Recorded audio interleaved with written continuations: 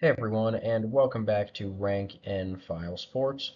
And today we're going to be hopping right back into our series where we are predicting every single Power 4 team's record by the start of the college football season.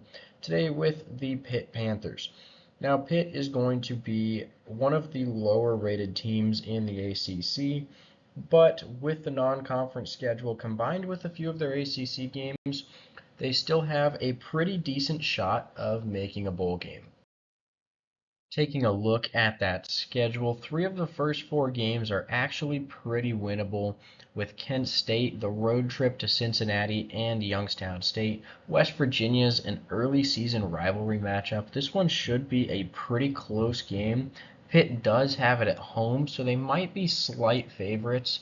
But this is a pretty good West Virginia team, so by no means a guaranteed win here. Following the bye week, a road trip to North Carolina is going to be a pretty tough game for this Pitt team.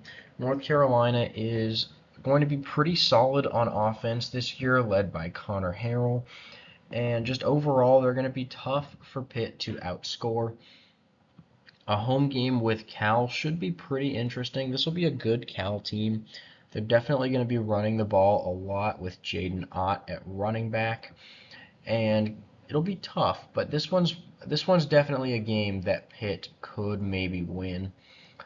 Out of the second bye week, 6 straight games, half home and half away.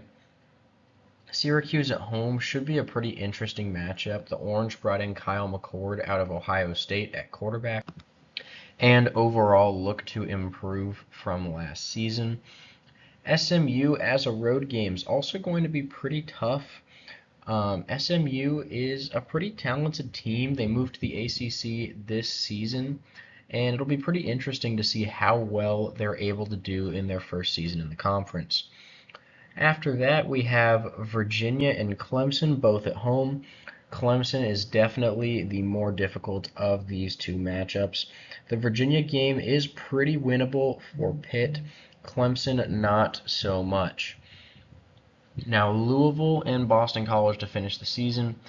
Louisville is definitely the most difficult game, probably, on this schedule, aside from Clemson.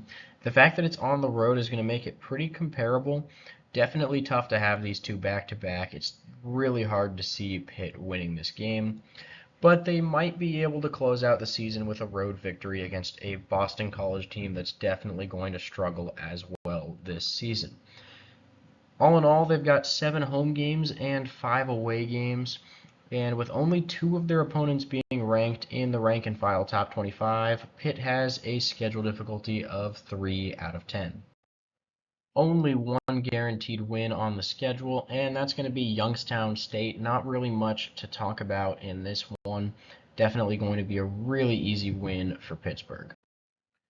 2 likely wins for the Panthers as well. That'll be Kent State and Virginia. Both of these games are at home, and neither one of these teams that they're playing are very talented teams. So these should be pretty easy wins for Pitt. Now, with only 3 likely wins and above, in order to make a bowl game, Pitt is going to have to win 3 of these 5 toss-ups. Those are against Cincinnati, West Virginia, Cal, Syracuse, and Boston College. Finally, we've got the 4 toughest games on the schedule: North Carolina, SMU, Clemson, and Louisville, all falling into the likely loss category. Taking a look at the schedule recap, we do have Pitt starting out with 3 of 4 games as wins, like I mentioned a little bit earlier. Now, Cincinnati might be a little bit close. It's early on in the season, but this really just isn't a very good Cincinnati team. We're not expecting that much from them this season, so we did give Pitt the win even though they're on the road. Now, the West Virginia game is not something that Pitt fans want to see as a loss, but we did take the Mountaineers on the road. Now, we do think Pitt might be slight favorites in this game. We have them at about a 55% chance to win, but this is a solid West Virginia team, and just overall, we like them to win this one on the road a little bit more than we like Pitt at home, which sends Pitt into the first bye week at 3-1. Coming out of that's a difficult game on the road against North Carolina, and we just can't quite see this one as a Pitt win. But the game against Cal afterwards should be one of their toss-up victories. I think it'll be close. It's a solid Cal team, but we do like Pitt to win this one at home and move to 4-2 heading into their second bye week. So Pitt only needs to win 2 out of their last 6 games in order to make a bowl. And luckily for them, there are 2 winnable games in those last 6. Now, Syracuse and SMU are both going to be tough games.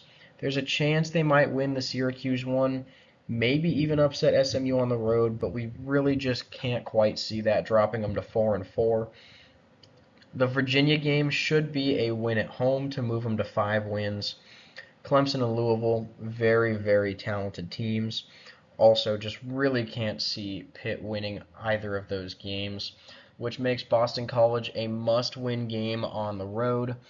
And we actually do like Pitt to do that and go ahead and make a bowl game at 6-6.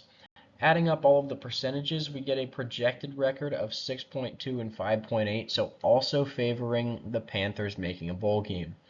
FPI agrees at about 6.4 and 5.6, so just slightly higher than our predictions as far as the win total goes for Pitt. And they have a 3.1% chance to make the college football playoff. Anyways, thank you guys so much for watching. Please make sure to like and subscribe, and we will see you all in our next video.